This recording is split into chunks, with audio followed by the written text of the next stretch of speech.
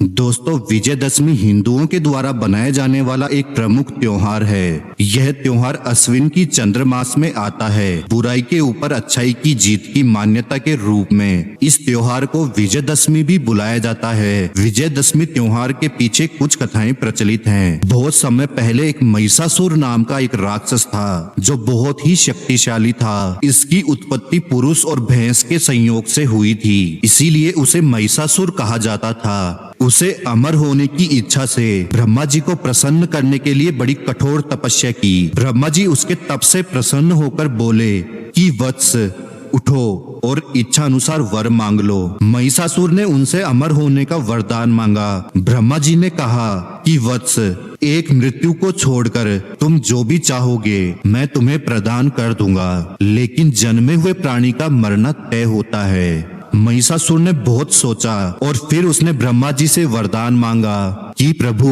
देवता, असुर और मानव किसी से भी मेरी मृत्यु ना हो। ब्रह्मा जी ने उसे ये वरदान दिया और अंतर्ध्यान हो गए। वर प्राप्त कर महिषासुर समस्त दैत्यों का राजा बन गया। उसने दैत्यों की विशाल सेना का गठन कर पाताल लोक और मृत्यु लोक पर आक्रमण कर समस्त को अपने अधीन कर लिया।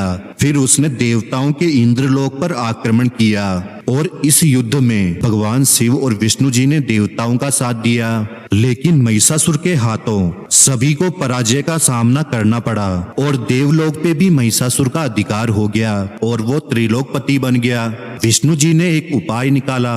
महिषासुर को पराजित करने का विकल्प एक ही था कि कोई स्त्री ही महिषासुर को मार सकती थी। इसलिए भगवान विष्णु के मार्गदर्शन से तय हुआ कि त्रिदेव अपनी पूजा से एक शक्ति को उत्पन्न करेंगे। इस पर सहमति जताते हुए विष्णु जी, शिव जी, ब्रह्मा जी और इंद्रदेव के शरीर से एक दिव्य तेज निकलकर एक परम सुंदरी स्त्री के रूप में प्रकट हुई। माँ दुर्गा की सवारी के लिए शेर और सभी देवताओं ने अपने अस्त्र शस्त्र माँ दुर्गा की सेवा में प्रस्तुत किया। माँ भगवती ने देवताओं से प्रसन्न होकर उन्हें शीघ्र ही महिषासुर के भय से मुक्त करने का आश्वासन दिया। जब भगवती दुर्गा हिमालय पर पहुंची और अट्टहास रूप से घोर गर्जना की, उनका महिषासुर और असुरों के साथ भयंकर युद्ध छिड़ गया। एक एक करके महिषासुर के सभी सेनानी मारे गए। फिर विवश होकर महिषासुर को भी देवी के साथ युद्ध करना पड़ा। 9 दिन की लड़ाई के बाद माँ दुर्गा ने महिषासुर का वध कर दिया।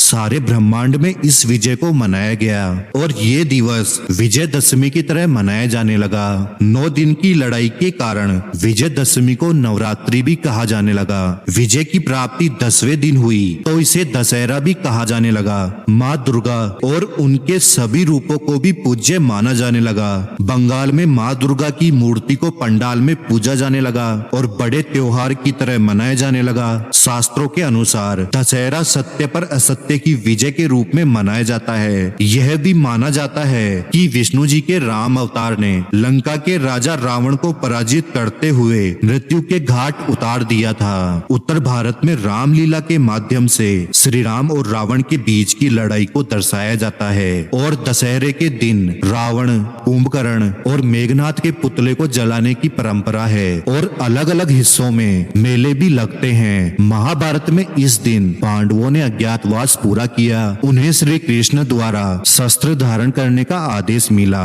जो समी पेड़ पे छुपाए गए थे। लोग इस दिन समी पेड़ की भी पूजा करते हैं और रात के समय समी के पत्ते घर ले जाने से घर में सोना और समृद्धि आती है। दोस्तों, वीडियो पसंद आया हो तो वीडियो को लाइक और चैनल को सब्सक्राइब कर लीजिए।